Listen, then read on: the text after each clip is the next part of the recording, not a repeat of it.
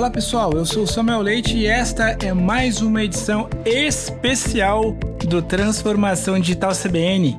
Desde filmes e seriados, jogos, quadrinhos, podcasts e até exposições, o segmento de terror tem crescido cada vez mais na cultura pop, trazendo obras com cenas marcantes que precisam driblar o ceticismo, envolvendo o nosso psicológico com uma dose de adrenalina e elementos surreais para provocar medo e causar calafrios.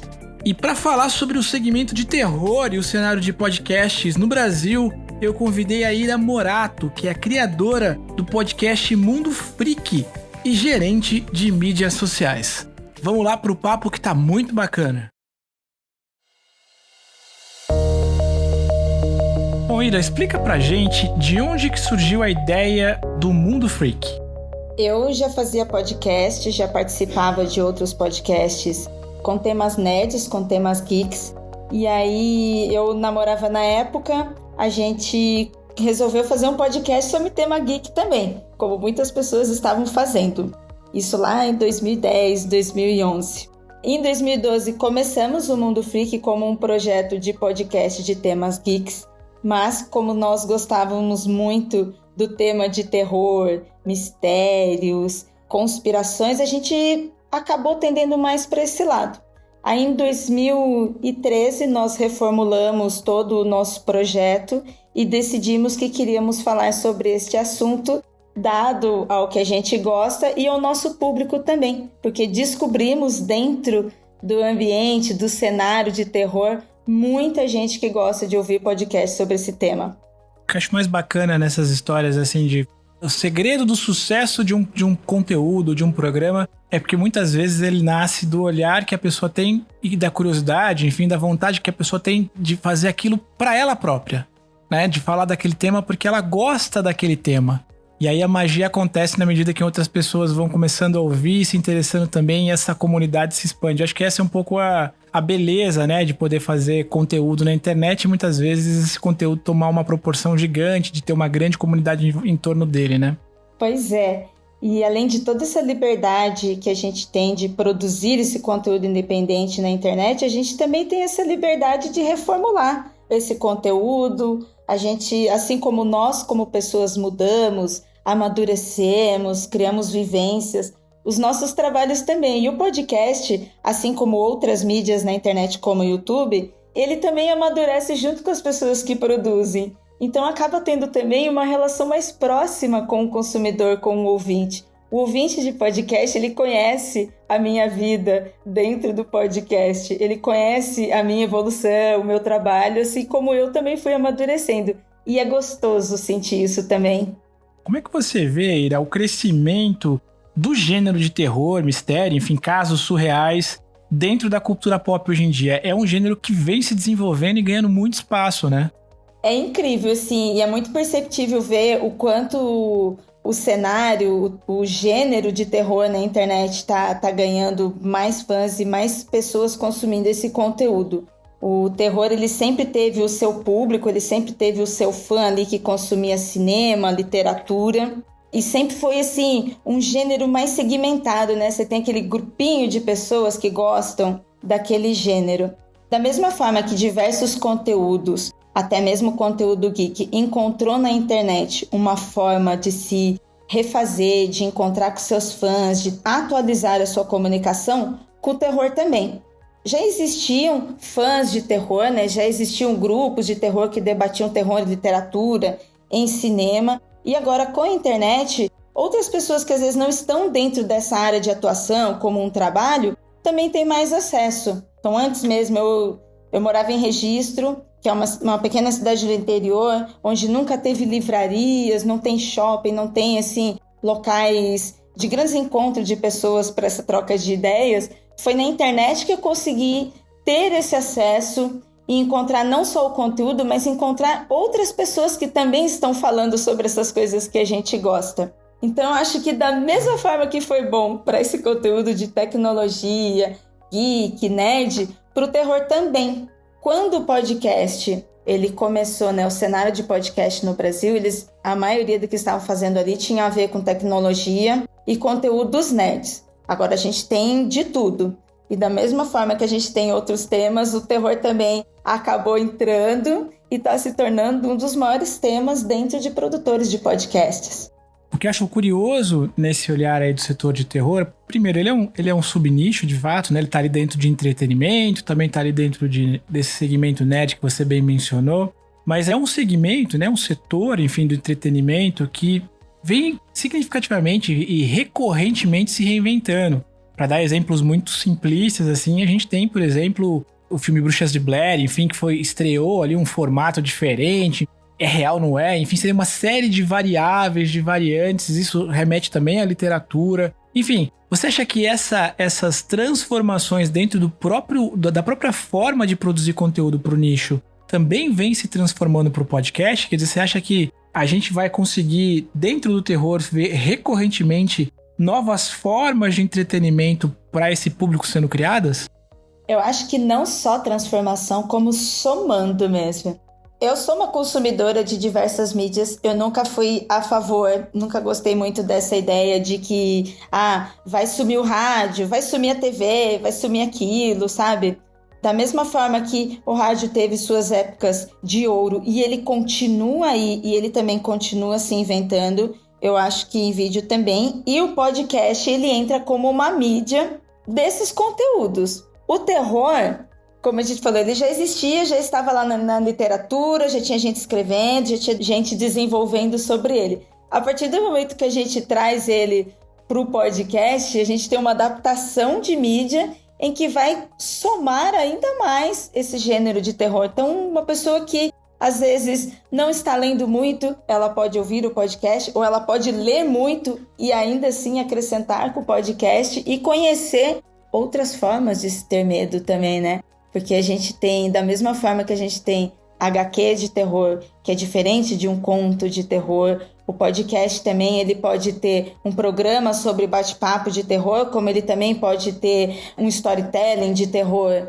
Não diria assim uma transformação, mas somar mesmo, aumentar aquilo que já estava acontecendo.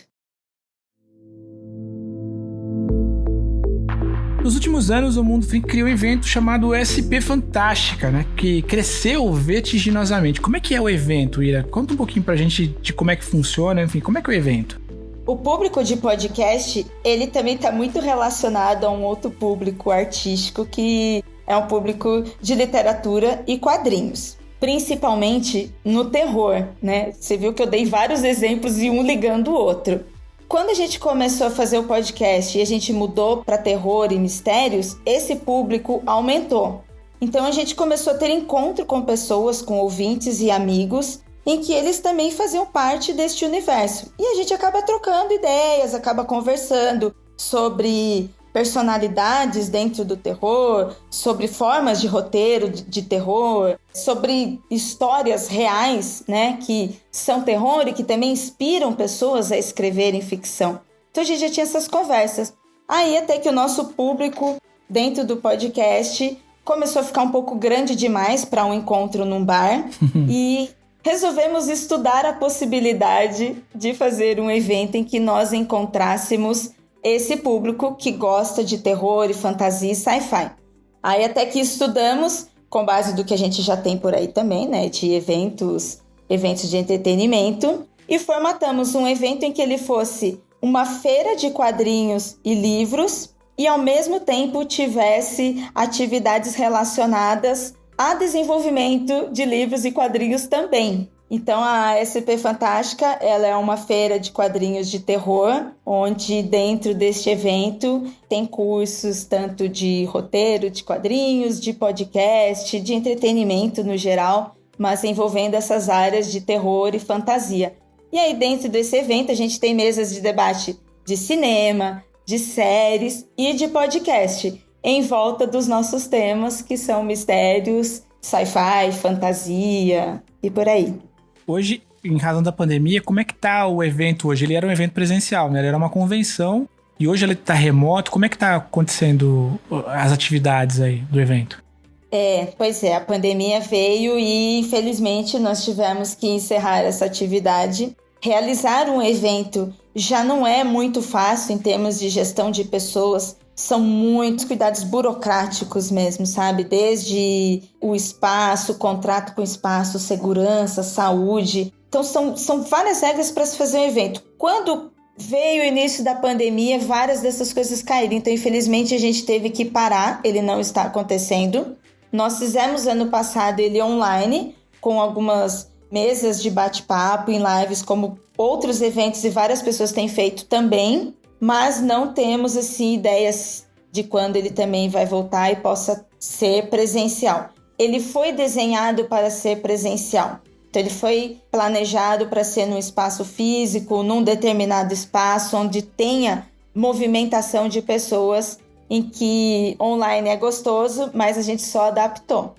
Bom, 2020, como você bem colocou aí, a gente teve um ano absolutamente atípico, né? Veio uma pandemia de ordens globais que a gente não tinha noção do que era e transformou a maneira de todo mundo viver, conviver, enfim, foi um negócio realmente surreal, sem precedente na história moderna, digamos assim. Mas também em 2020 o Brasil acabou se consolidando como o segundo maior mercado consumidor de podcasts no mundo, né? A gente está hoje somente atrás dos Estados Unidos com um crescimento de cerca de 200%. Só no Spotify, segundo os dados que a gente levantou, a marca chega a aproximadamente 1,9 milhões de podcasts nacionais. É um negócio surreal, assim, do ponto de vista de audiência e de nova penetração dentro desse mercado, né? E recentemente também o Mundo Freak foi convidado para fazer parte dos podcasts exclusivos aí do Spotify. Eu queria saber como é que foi esse convite para vocês e como é que tá sendo essa experiência. Será que finalmente chegou o ano do podcast do Brasil? Eu acho que a pandemia trouxe... Acabou a piada, né? A pandemia trouxe o ano do podcast pro Brasil. Pois, infelizmente, acontece nossas movimentações como ser humano, né? Nossas adaptações.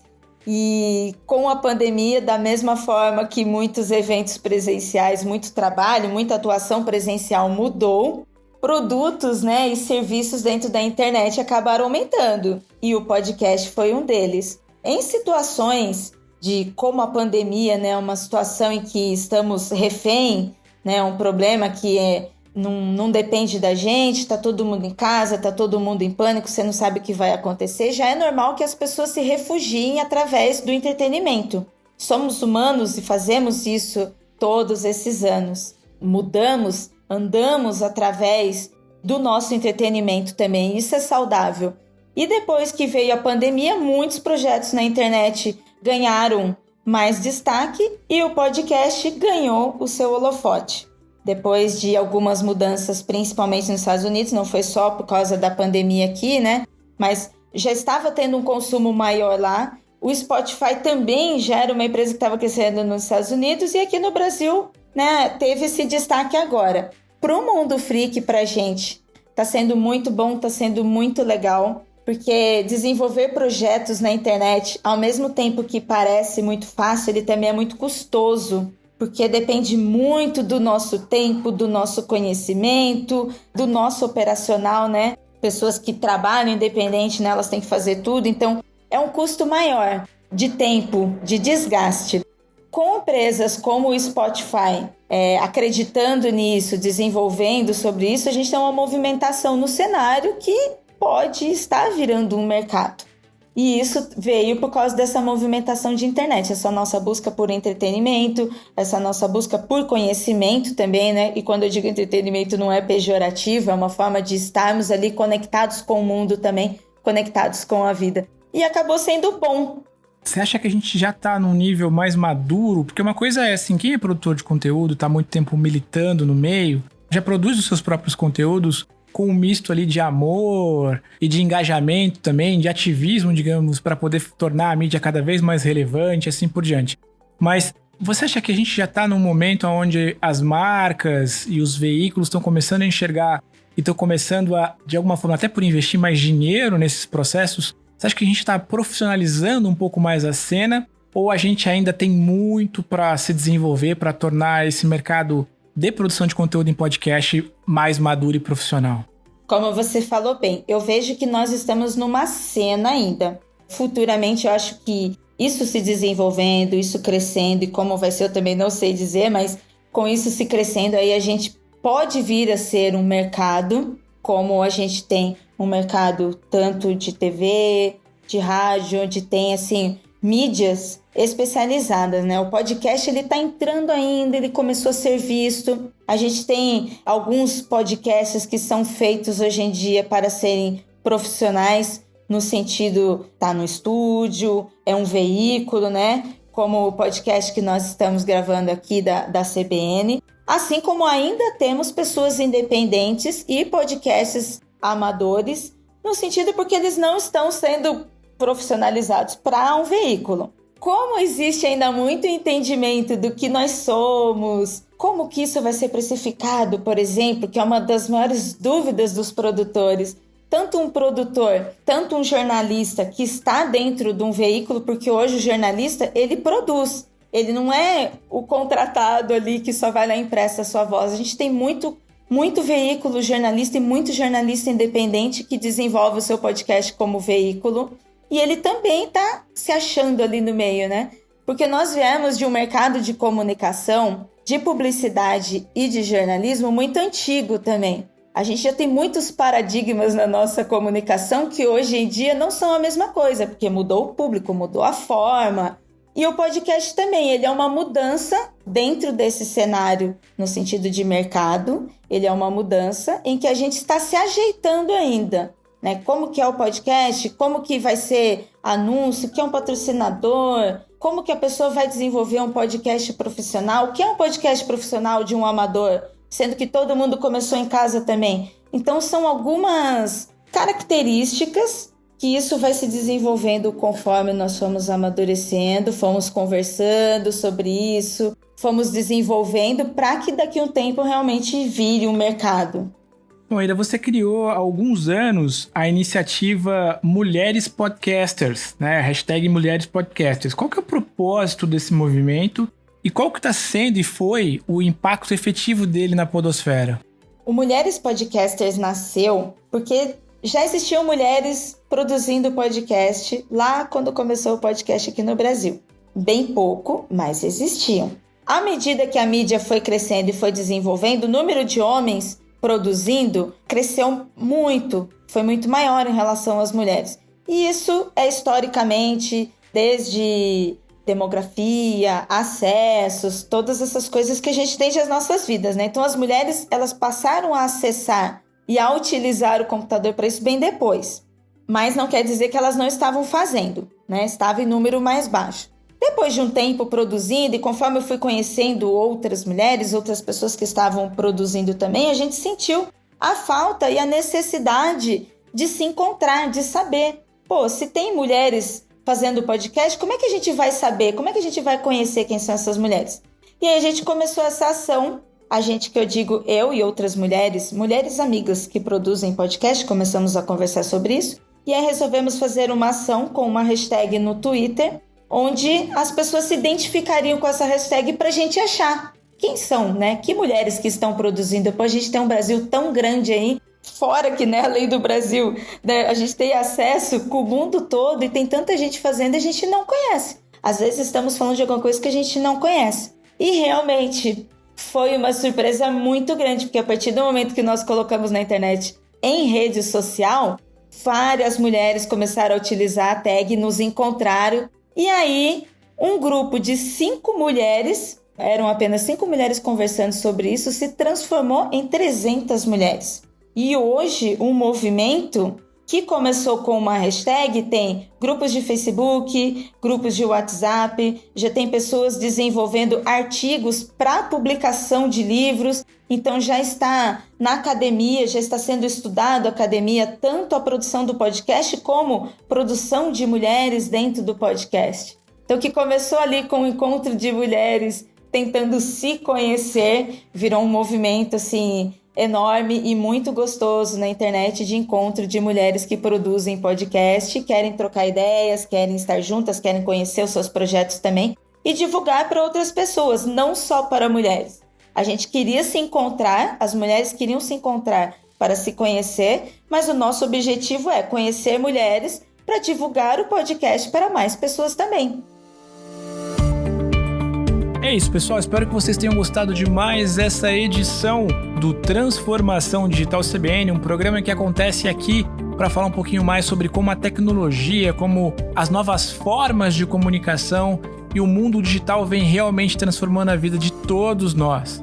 Se você gostou desse papo e quer continuar nessa conversa, tratando de temas tão interessantes quanto esse que a gente falou ao longo do nosso programa aqui hoje, não esqueça de me procurar nas redes sociais. Eu estou por lá no @SamuelLeite. Você me encontra no Twitter, no Instagram, no Facebook, enfim, é sempre um espaço para a gente seguir conversando sobre esses temas que são tão legais e tão bacanas. Se você quiser acompanhar todos os podcasts que a gente já gravou, são quase 200, se a gente somar entre episódios especiais e boletins, já passou dos 200, estamos quase com 240 programas.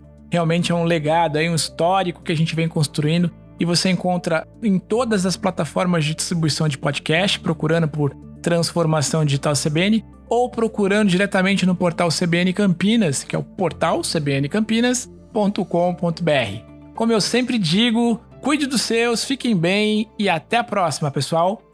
Tchau!